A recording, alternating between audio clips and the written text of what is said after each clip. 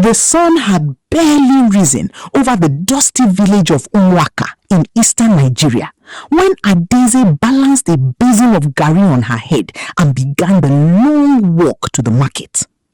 At just 16, her shoulders already carried the burdens of a grown woman.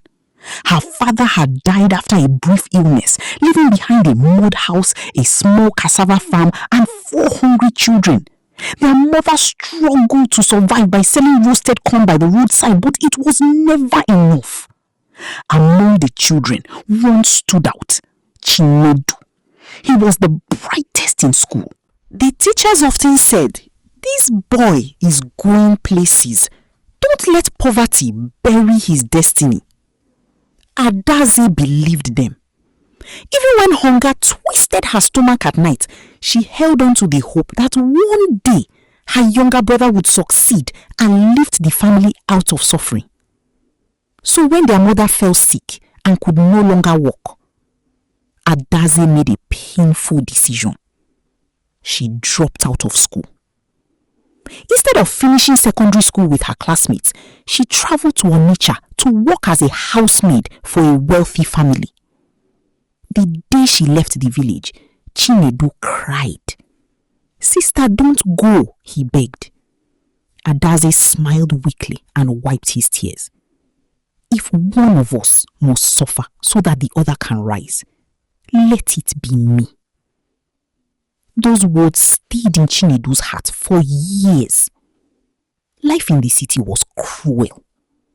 The family she worked for treated her like she was invisible. She woke before dawn to scrub floors, wash clothes, cook meals, and care for children who mocked her village accent. Sometimes she ate leftovers from the trash. Sometimes she cried herself to sleep on the kitchen floor. But every month, she sent nearly all her salary home. "Use it for Chinedu's school fees," she always told her mother. And Chinedu excelled. He passed his WAEC with outstanding grades. Later, he gained admission into the University of Lagos to study law. The village celebrated him like a hero. People praised his intelligence everywhere they went. But nobody truly knew the sacrifice behind his success. Nobody except Adaeze. While Chinedu attended lectures in fine clothes, Adaeze continued suffering in silence. She moved from one menial job to another: cleaner, roadside food seller, factory worker. Her hands became rough. Her dreams faded. Yet whenever she felt tired, she reminded herself, "One day, my brother will become successful. Then our suffering will end." Years passed. Finally, Chinedu graduated as one of the best students in his class. Soon after, he got a prestigious job at a top law firm in Abuja. The news spread through Umuaka like wildfire. Their mother danced despite her weakness. "Adaeze," she shouted over the phone, "your brother has made it." Adaeze cried tears of joy. For the first time in many years, hope returned to her heart. She imagined Chinedu helping the family. She imagined rebuilding their old house. She imagined going back to school someday. Most of all, she imagined hearing her brother say, "Thank you." Months passed, then years. But Chinedu rarely called home. When he did, he sounded distant, busy, important. He sent small amounts of money occasionally, but nothing close to what everyone expected from a successful lawyer in Abuja. Still, Adaeze defended him. "He's trying," she told their mother. "Life in the city is expensive." Deep inside, however, she felt something changing. The warmth in Chinedu's voice had disappeared. One December, Adaeze decided to surprise him. She had never visited Abuja before, but after saving money for months from selling akara by the roadside, she finally boarded a crowded bus to the capital city. The journey lasted all night. By morning, She stood in front of a massive office building, wearing her best faded Ankara gown and worn sandals. She felt nervous, but proud. My brother works here, she whispered to herself with a smile. Inside the reception area, workers in expensive suits hurried past her. Adaeze approached the secretary politely. Good morning, ma. I'm here to see Barrister Chinedu Okafo. I'm his sister. The secretary looked her up and down before picking up the phone. Minutes later, Chinedu appeared. Sharp suit, gold wristwatch, expensive perfume. He looked nothing like the skinny village boy she remembered. For a moment, Adaeche's eyes filled with tears of pride. Chinedu, she called happily. But instead of smiling, his face tightened with shock. He glanced nervously at his colleagues nearby. I wanted to surprise you. Chinedu looked embarrassed. You should have called first. I don't have your new number, she replied softly. One of Chinedu's co-workers walked over. Barrister, is everything okay? Before Adaeche could speak, Chinedu forced a laugh. Yes, she's someone from my village. Adaeche's smile faded. The co-worker looked between them. I thought she said she was your sister. Chinedu. I don't know who you are. I know you. Leave me alone. Silence. Adaeche felt the world spin around her. For years she had starved so this man could stand proudly in expensive shoes. For years she had sacrificed every dream she had. And now, he denied her, right in front of strangers. Her throat tightened. Chinedu, she whispered. But he avoided her eyes. He quickly pulled some money from his wallet and pushed it into her hand. Take this and go back home, he muttered. Adaeze stared at the money. Then slowly, she dropped it to the floor. The entire reception area became quiet. Tears streamed down her face as she spoke. When our father died, I became your father. When our mother was sick, I became your mother. I carried blocks at construction sites so you could buy textbooks. I washed people's toilets so you could become a lawyer. Her voice trembled. And today, you say you don't know me? People around them stopped moving. Some workers lowered their heads in shame. Chinedu looked uncomfortable, but Adaeze continued. I did not come here for your money. I came because I missed my brother. With that, she turned and walked away. Barefoot dignity, broken heart, silent pain. That night, Chinedu could not sleep. For the first time in years, memories flooded his mind. Adaeze trekking long distances to sell food. Adaeze hiding her tears so he would not worry. Adaeze sending him money while wearing torn clothes herself. Adaeze, please, I beg of you, forgive me. I have nowhere else to go. After all you did, you expect me to just... Sitting outside their old house, frying akara beside a charcoal stove. She looked tired, older than her age, yet peaceful. The moment she saw him, she remained silent. Chinedu fell to his knees. Villagers watched in shock. Sister, forgive me, he cried. I became proud. I forgot where I came from. Adaeze looked at him for a long time. Then she spoke quietly. Success that makes you ashamed of your family is failure. From that day forward, Chinedu changed. He rebuilt their family house. He paid for his younger siblings' education. Most importantly, he honored Adaeze everywhere he went.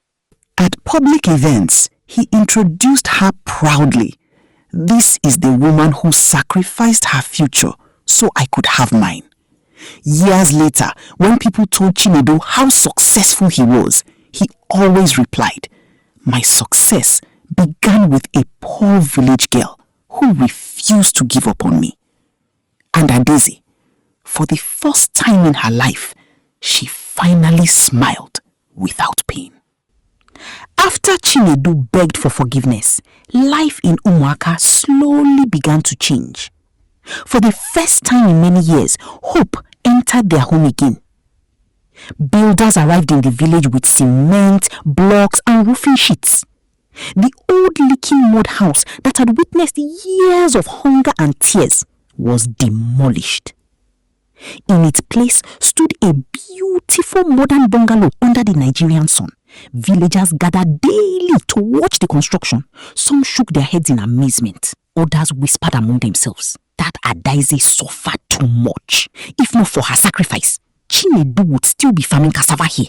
But God has finally remembered her. This time, Chinedu did not deny the truth. Whenever people praised him, he corrected them immediately. But one thing still troubled her deeply. She had sacrificed her youth for everyone else. Now, she was nearly 35 years old. No husband, no children, no education. Nothing truly belonged to her.